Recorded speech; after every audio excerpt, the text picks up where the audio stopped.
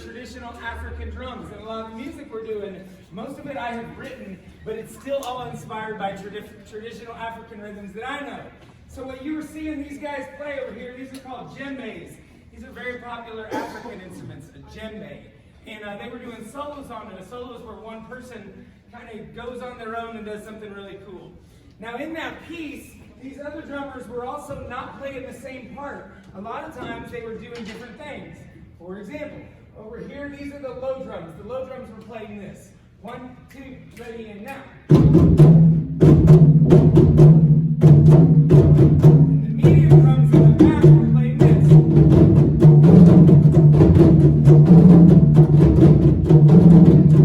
And the high drums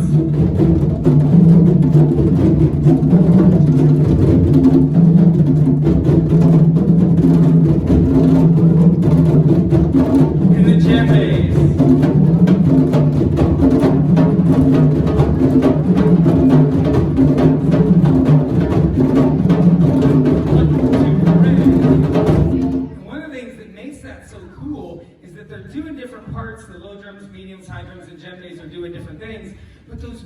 locked together. And that's an important aspect of African drumming and African rhythms, that you'll have multiple rhythms going on that all lock into each other to create one overall rhythm. Well, this next piece is actually the exact opposite of that.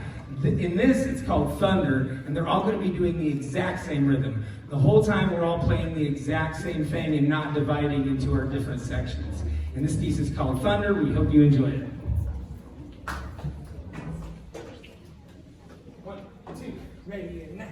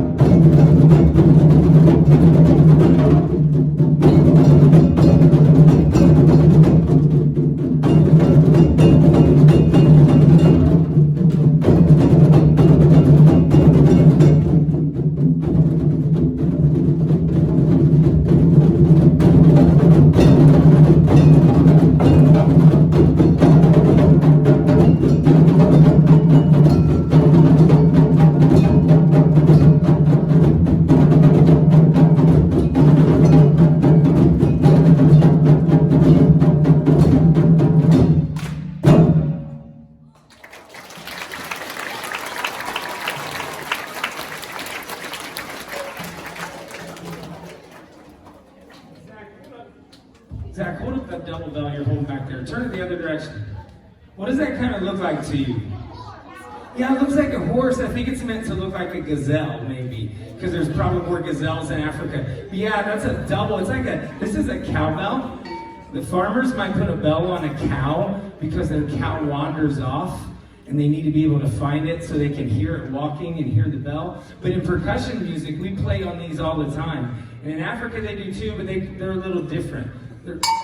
There's two bells together, a high one and a low one. So listen for that too. All right, this next piece that we're going to play for you is called Crossover. And the reason why it's called Crossover is there's a point in the piece where they start crossing over and hitting each other's drums. Like they're hitting their own drum, but they're also hitting their neighbor's drum too. It took us a real long time to learn this, but they're awesome at it. In this piece of music, you'll hear them both doing the exact same rhythm all together sometimes, and then you'll hear them split into their parts where it's high drums, medium drums, low drums, and djembes. So kind of listen for both of those. And this is a piece that I wrote, and it is called Crossover.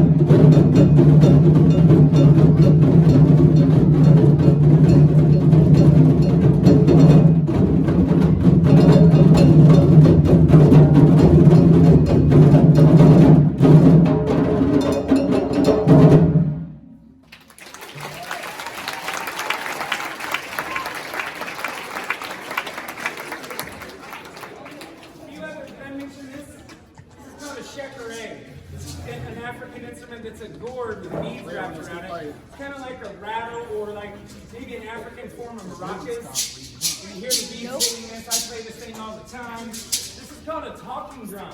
There are tribes in East Africa that use this thing to talk with. They actually have a language built into this drum. When you squeeze the strings, which goes up. When you loosen them, it goes down. So by changing the high and low sounds, they've created a language on this drum. So like something like, might mean help me or something like that. If someone's far away, they could use this to call to somebody that's really far away because it's louder than your voice. And then there's these drums that are all here, the orange ones, are all called tubas. You'll see there's one down there that is kind of that's actually a South American drum called a conga. Real quick, this thing right here that Jake was playing is called an ocean drum. Think of the ocean. Did you guys notice that Maui's here? Yeah. He was carrying this earlier, and I said, Maui, you're carrying the ocean drum. Isn't that cool? He goes, yeah, that is cool. An ocean drum.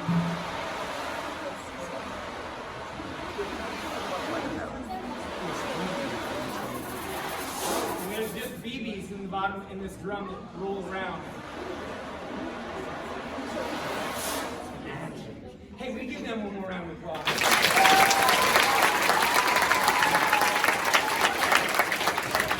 We're going to do one more piece for you, and this is a traditional West African rhythm that I call calabashi. And at some point, I'm going to ask if you want to come up here in the front and dance with me. All you got to do is get up here and be silly, and dance around and have fun. So when I ask for volunteers, I'm not going to get you. If you are interested and you want to come up, when I ask you, just come on up, okay? You can raise your hand if you want, but you can just come on up, okay? When I ask for volunteers, come up dance. You do not have to be a good dancer. I'm not a good dancer, and I don't try.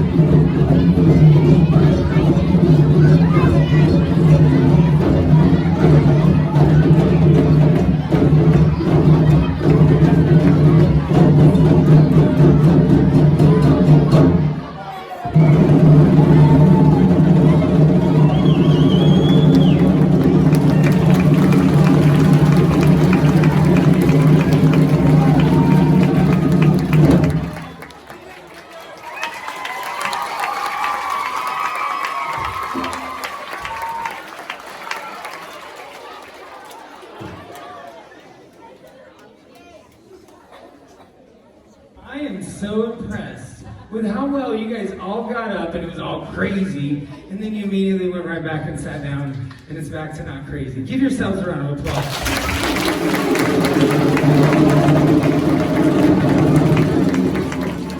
Yes, and they've been working on this music for a long time. Will you give them one more round of applause?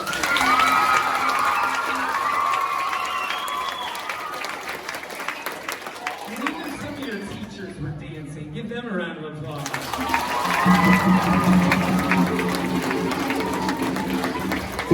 Real quick, I want to mention a few things or ask a few questions. Raise your hand if you know somebody up here personally. Nice. Raise your hand if you are related to somebody that is up here. Nice. How many of you recognized Maui when you saw him? Yeah. There's a few other Moana people up here. There's a few other cast members. Moana's not here though, sorry. Here's some questions that some people asked me last time. They said, how long did it take them to learn that? Watch this. Raise your hand if before doing this, like whenever we started last year or whatever, if you had never really drummed ever in life, raise your hand. So really it's most of them. There are a few drummers up here that are in band and play drums. But a lot of these kids are flute players and saxophone or trumpet or whatever. This is my high school band, so they're not all drummers, but they are now. They're all drummers now. Another question someone asked is, will we be able to do that when we get to Selma Middle School? Yes. I'm the band and choir director at Selma Middle School and Wapahani High School. I never introduced myself. My name is Kevin Van Noe, and this is my high school band, but we sometimes call ourselves the High School Drum Ensemble. And we came to perform for you today to show you something unique and different. But I do this drumming with students at the middle school and the high school.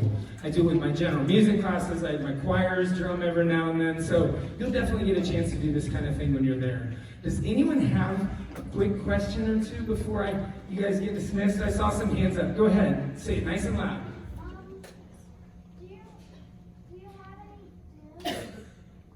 Do I have any? Are you a dune? A dune drum. I'm surprised. She knows what a dune is. It's incredible. It's an African bass drum. Is that what you're talking about? Yeah. A dune?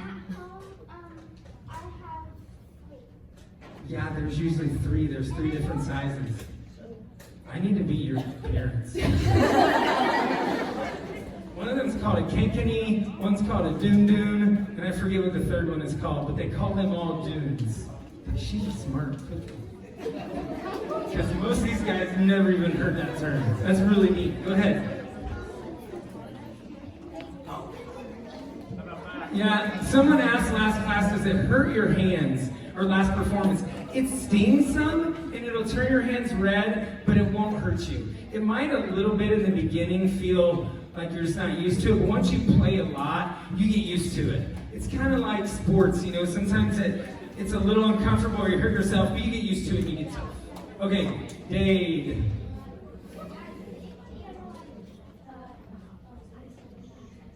Oh, I don't know about messing up the whole thing. He said, has anybody ever missed a beat and like messed up? Oh yeah, that happens all the time.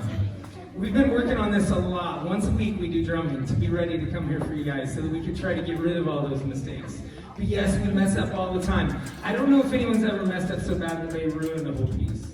I don't think that's ever happened. A couple more, let me go over here. Yes, ma'am. The djembe. This djembe that's my favorite. Like when I was in high school or college, I got one of those and I loved it. Played it all the time. Yes, back in the back. Blonde hair, Adidas. Have you ever broken a drum? These things are super sturdy. Like I don't want to drop it from up really high, but I think even if it fell from up high and landed on this ground, it might not do anything but maybe scratch. It could scratch it or something, but they're very sturdy. That's another great thing about these drums is that they can take a beating. No, we've never broken any. You break heads every now and then. You might break a head, but probably not on these orange drums. The top of the drum. Snare drums and bass drums break heads and stuff. How about right there in the blue shirt? Yes. Yeah, I have. If you join band, I have to teach flute, clarinet, alto saxophone, tenor sax, bari sax, trumpet, trombone, French horn, tuba, percussion. Yes, and then if you're in choir, soprano, alto, baritone. Yes.